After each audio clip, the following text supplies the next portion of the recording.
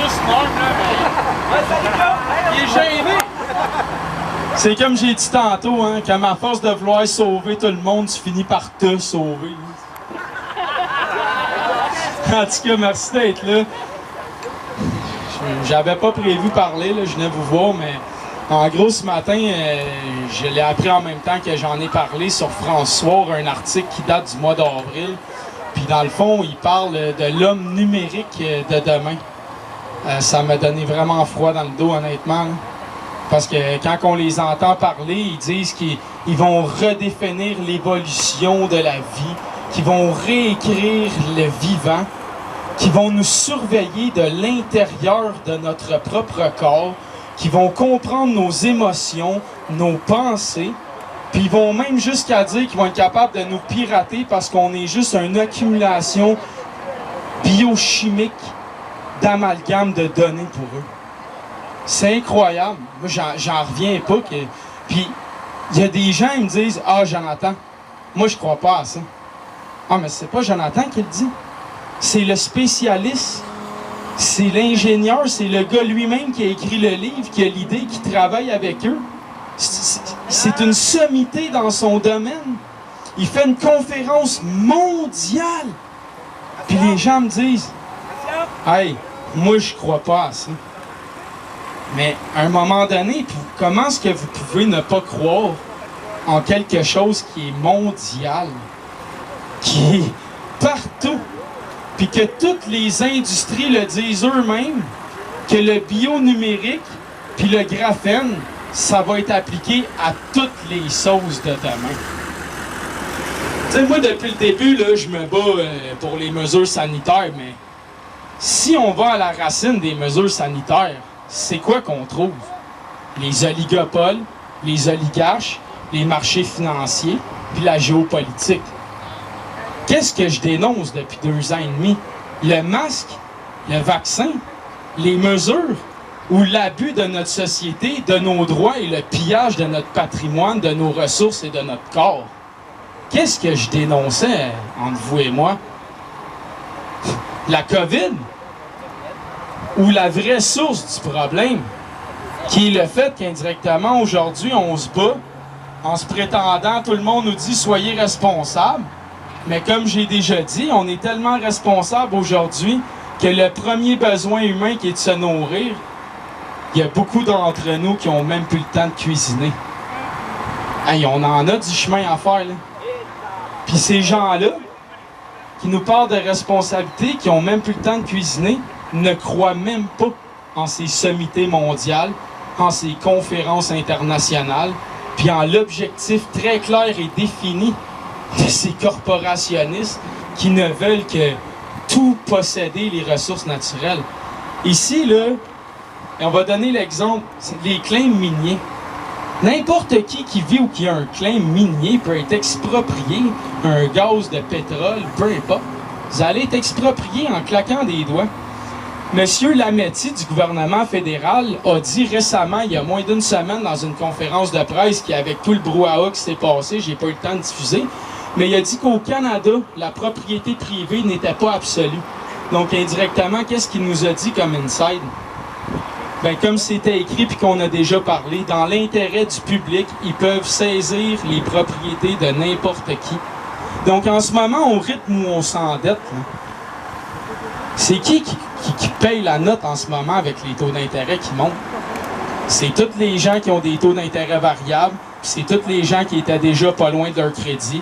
Là, ils sont obligés de vendre à perte. Fait c'est qui, encore une fois, qui est cop? Ben, c'est le petit peuple, la classe ouvrière. Mais à un moment donné, moi, je suis pas capable de comprendre. Puis c'est ça qui m'a le plus révolté dans ma vie. Comment est-ce que les gens ne peuvent pas le voir?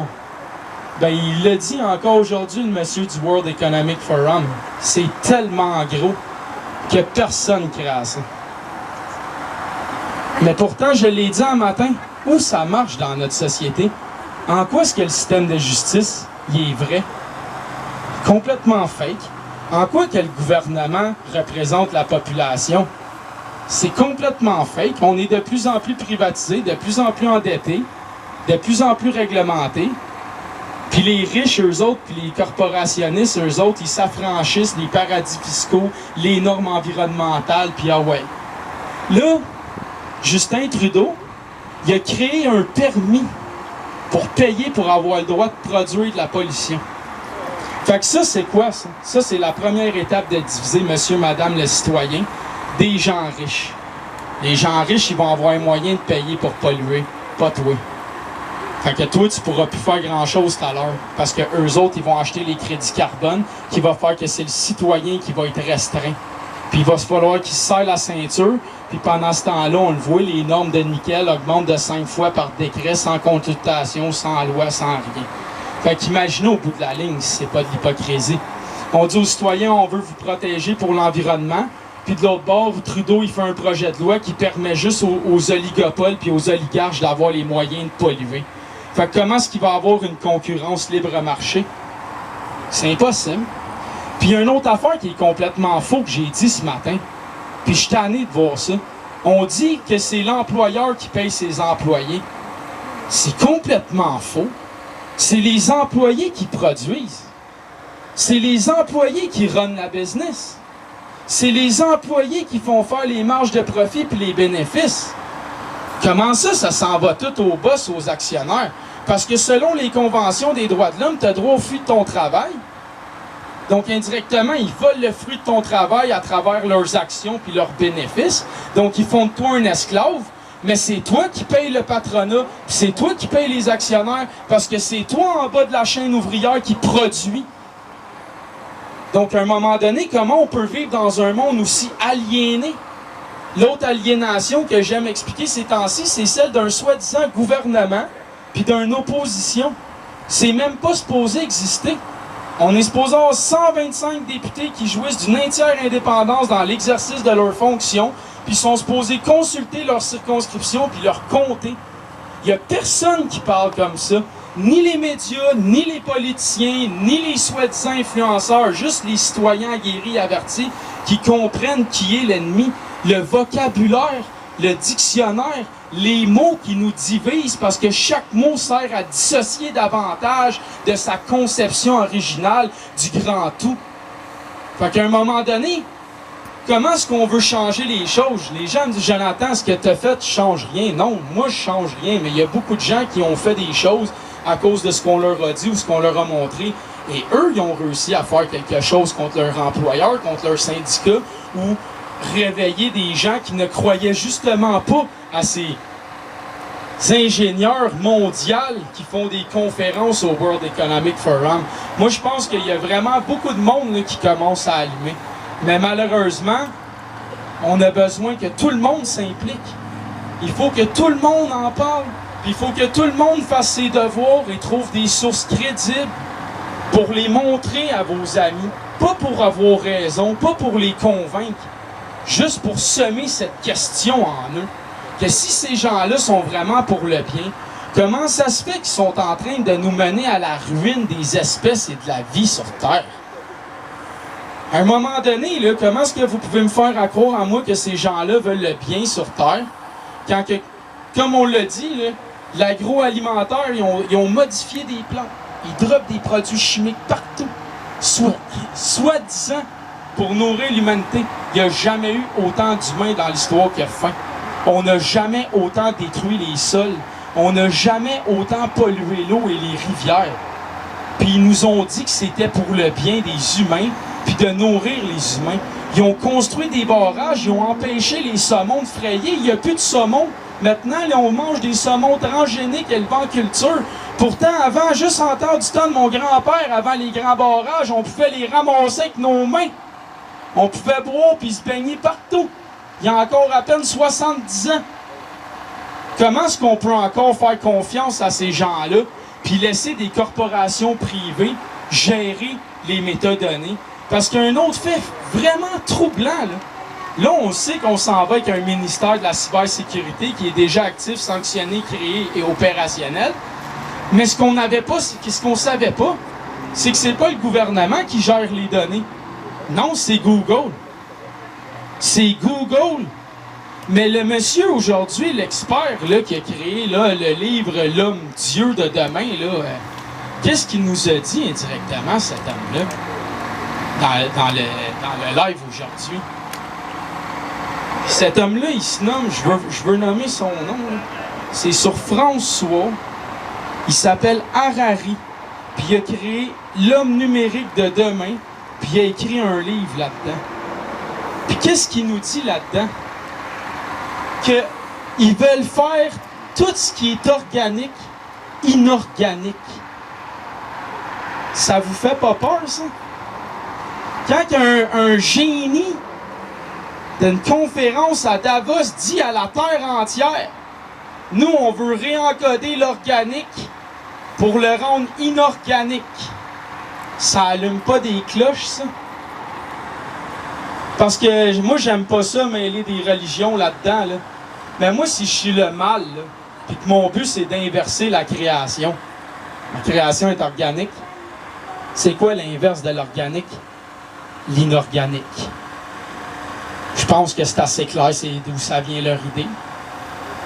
Puis indirectement, quand que je parle de terraformation, qu'est-ce qu'on fait là, si ce n'est que de prendre le vivant pour le rendre inorganique? C'est pas terraformer. Tout ne vient pas de la terre et des sols. À un moment donné, là, comment est-ce que les gens peuvent refuser de voir cette évidence puis de continuer ce cirque? C'est tous ensemble qu'on va s'en sortir. Regardez ici, là, on a une poignée. Croyez-vous vraiment qu'on va arrêter des multinationales milliardaires mondiales? Oui. Oui, je le crois. Moi, j'aimerais vraiment le croire, mais pour vraiment le croire, il faut vraiment que je pense que tout le monde ici se mette à s'impliquer puis continuer de parler puis de dénoncer parce qu'on a clairement du travail à faire. Puis indirectement, à chaque fois qu'un pays a résisté à leur agenda, qu'est-ce qui arrive à ce pays-là? Qu'est-ce qui arrive à son économie, à ses citoyens? Tout shut down. Donc, c'est encore plus important d'être aguerri, averti, puis d'être capable de faire son pain, d'avoir des œufs, des poules, un peu de blé, hein, un jardin. Parce que la journée qu'ils vont shut down le pays, là, parce que tu ne voudras pas te plier à eux, tu vas avoir besoin d'être aguerri, moi je te le dis. Parce que nos ancêtres, ils ont survécu comment? Ils ont survécu avec leur connaissance en faisant de la résistance dans les forêts. Dis-moi où il reste des forêts. Nous, on est chanceux, on est au Québec, on en a très loin encore, il en reste, mais où que tu as des environnements à aller faire de la résistance hors de portée de leur réseau Starlink, de leurs antennes 5G et de leur route pour se rendre jusqu'à toi, comme nos ancêtres ont fait dans les montagnes ou dans les forêts dans le temps de la Deuxième Guerre. Pour la première fois de l'histoire de l'humanité, ces gens-là, ils ont le pouvoir de surveiller puis de tracer tout le monde. Chose qui n'a jamais été possible. Puis c'est pour ça que tout le monde rit et ils ne croient pas à ça. Parce que depuis la nuit des temps, il y a des humains qui ont essayé de le faire mais ils n'ont jamais réussi. Fait que dans leur esprit, ils disent « Ah, c'est pas possible ». Mais ce qu'ils n'ont pas compris, c'est qu'aujourd'hui, on est déjà tous pucés avec le wearables. Ça ici, là, je l'ai dit, c'est un portable. C'est un téléphone portable. C'est quoi le wearables de Klaus Schwab? C'est quoi ça? C'est un portable. C'est quoi wearables? C'est portable. Quand tu te fais arrêter, ils te mettent où? En cellule? Qu'est-ce qui empêche les gens de se parler, de se voir? La cellule R. Voilà ce que c'est. Ta propre cellule. Tu t'enfermes à l'intérieur de toi-même avec ce truc. Puis après, les gens, ils parlent de droguer. Mais ce truc ne fait que produire de la drogue dans ton cerveau. Donc, clairement, avant de juger celui qui fume, qui boit ou qui prend trop de café, réalises-tu que t'es peut-être même pire que lui au bout de la ligne avec ton écran? Tu sais, à un moment donné, il faut voir que ces gens-là, leur but, c'est la donnée. Puis il l'a clairement dit, là, l'homme aujourd'hui, dans le reportage de France. Celui qui contrôle la donnée contrôlera l'avenir. Ben, à qui qu'on donne nos données? On crée un ministère de la cybersécurité pour soi-disant protéger les Québécois, mais on donne les données des Québécois à une compagnie privée nommée Google qui a des programmes avec Alphabet, puis le DARPA, puis la CIA, puis tout le Deep State à travers plein de fiducies. Comment est-ce qu'on peut être pour protéger les citoyens si on donne les données de nos citoyens directement à notre ennemi? Ça fait du sens, ça? Moi, je trouve pas, en tout cas. Puis moi, en tant que citoyen, là, je veux bien là, faciliter les communications du gouvernement. Je veux bien là, que ça aille plus vite. Je suis d'accord à un certain niveau que oui, il y a une mise à jour à faire. Mais de là à leur permettre de donner nos données, puis de les vendre, puis de nous réglementer avec, ça, c'est d'autres choses, là. Puis moi, je comprends pas que si on est dans une société pour le droit de choisir, que justement, il n'y ait pas un amendement ou une loi qui nous permette de garder notre droit de choisir si oui ou non on veut une identité numérique. Il y a une pétition qui circule juste pour refuser le portefeuille. Écoute, elle était à peine 12 000 signatures la dernière fois que j'ai checké. C'est incroyable, là. Parce qu'on était 150 000 soi-disant là, depuis 2 ans. Tout le monde dénonçait le numérique, tout le monde dénonçait les Big Pharma. Comment ça, personne signe la pétition? Ils sont rendus où? Ben, c'était écrit ça aussi, la majorité des gens vont se réendormir. Ben, ils ont enlevé les mesures, les gens sont retombés dans leur train-train quotidien, se sont rendormis, sont retombés dans le confort. Fait qu'indirectement, je souhaite pas qu'il y ait un confinement ou d'autres mesures cet automne. Mais indirectement, c'est ça que ça prend. Pourquoi cet ennemi va réussir à se rendre au bout de son plan? Parce que c'est ça que ça prend. Il n'y aura pas personne qui va se réveiller sur toute la terre tant qu'ils ne seront pas rendus au bout. Nous, on est là déjà à être conscients de ça. Parce qu'on comprend ça, puis on voit ça. Mais il y en a que tant qu'ils ne vivront pas, ils le verront pas, puis ils le comprendront pas. Puis ça, c'est la majorité qu'il y a là dehors. Puis c'est ça qui est malheureux. Mais directement, nous autres, là, comme solution, on peut contacter nos députés, comme je disais aujourd'hui. On peut essayer de forcer un projet de loi privé. On peut demander à garder notre droit de choisir et de dire non au numérique, au portefeuille numérique, à l'identité numérique. Techniquement, on devrait avoir le droit de choisir, de garder l'ancien système conventionnel ou le numérique. Si on serait vraiment dans une société qui respecte le choix, la liberté, la croyance et les convictions de ses citoyens. Fait que moi, j'invite vraiment les gens aujourd'hui, là, écrivez à vos députés, puis demandez-leur de faire un projet de loi comme ça. Soumettez-leur l'idée. Puis si vous avez encore plus de temps, vous avez du monde sensé, essayez d'en rédiger un projet de loi, puis soumettez-le à votre circonscription, à votre député. Oui, on peut tout se dire, parce que moi, avec, j'en ai appelé, puis quand je leur parle de CHSLD, je te le dis, ils me rappellent pas. Quand on leur demande des enquêtes publiques, ils ne rappellent pas. Mais les messages, ça rentre. Puis la protecteur du citoyen, elle me rappelé, puis ma plainte, elle a été faite. Puis une semaine à peine après, il a sorti encore un article. Ça fonctionne. Il y a plein de gens qui ont fait des griefs, il y a plein de gens qui se sont battus, ils ont réussi.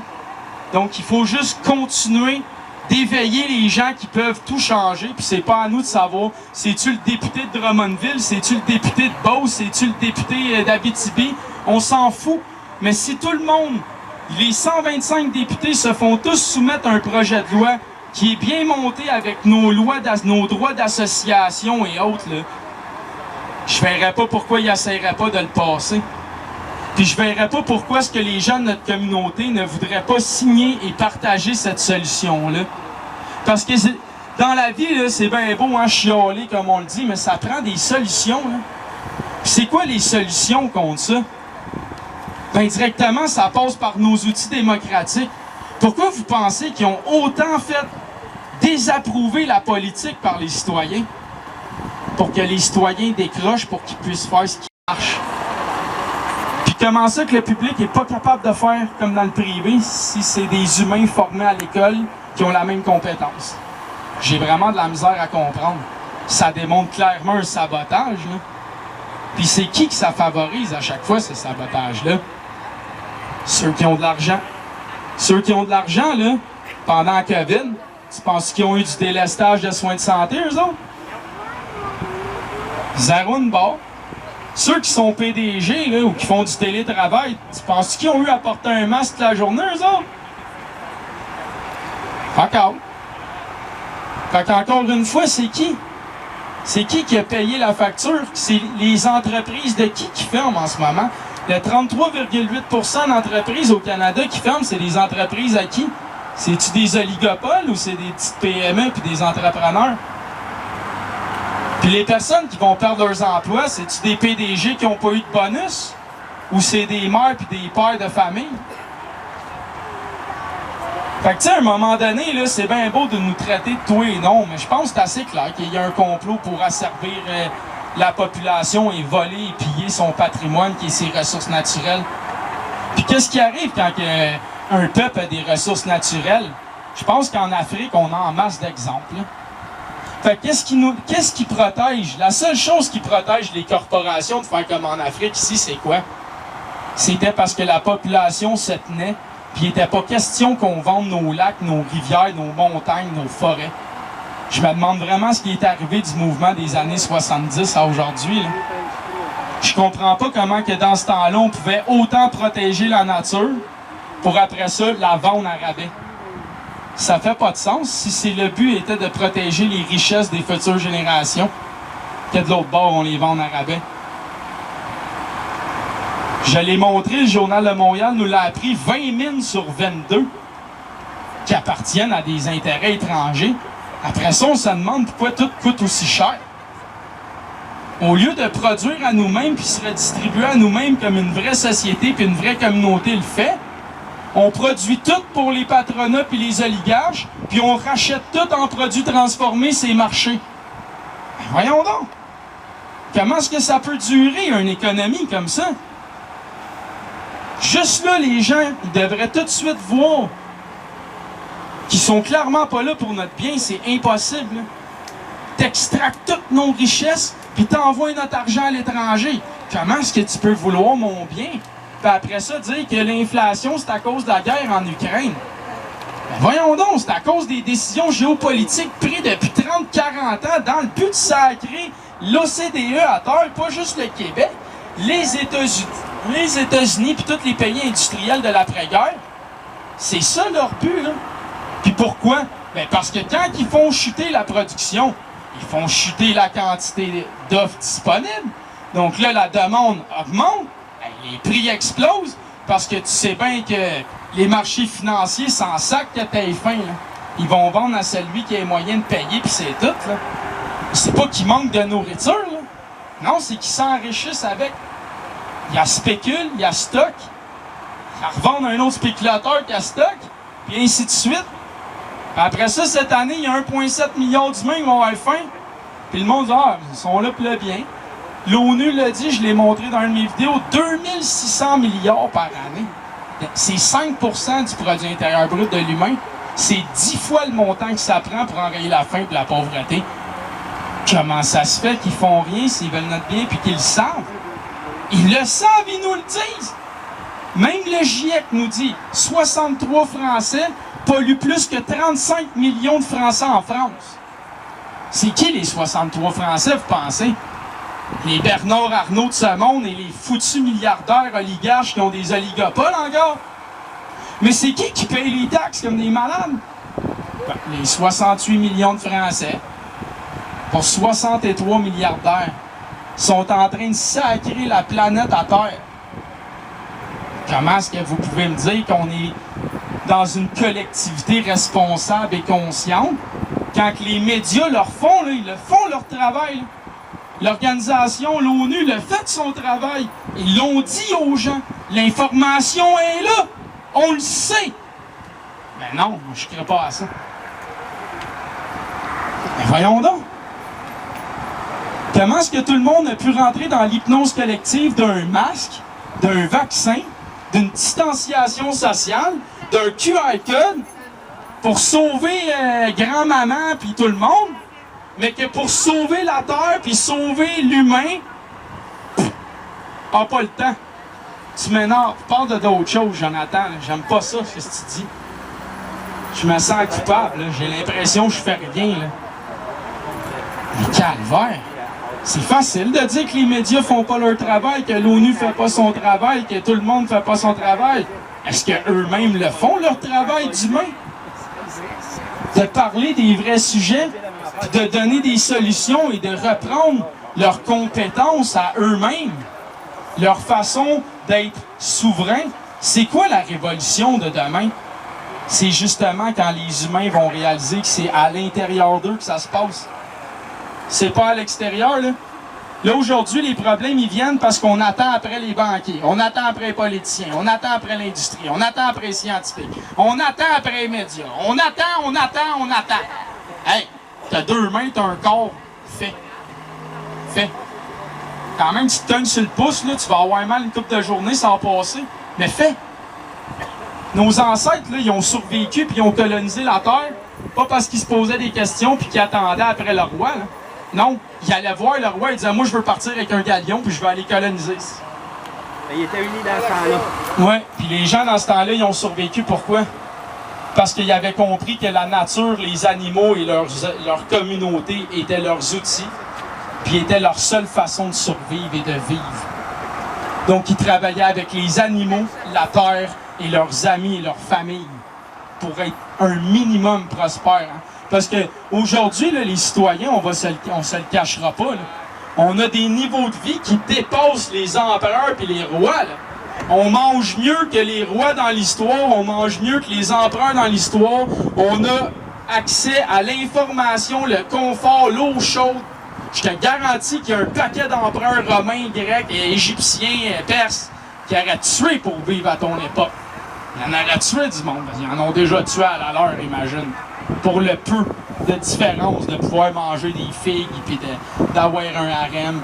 Fait qu'imagine aujourd'hui de posséder les rivières, de posséder ton numéro d'assurance sociale, de te forcer à payer des assurances ou des frais de syndicat, puis de te taxer, puis de t'imposer, puis de... Hey, je te jure qu'ils tripperaient leur vie. Imagine Staline ou Mao ou n'importe qui aujourd'hui avec la technologie de surveillance de masse.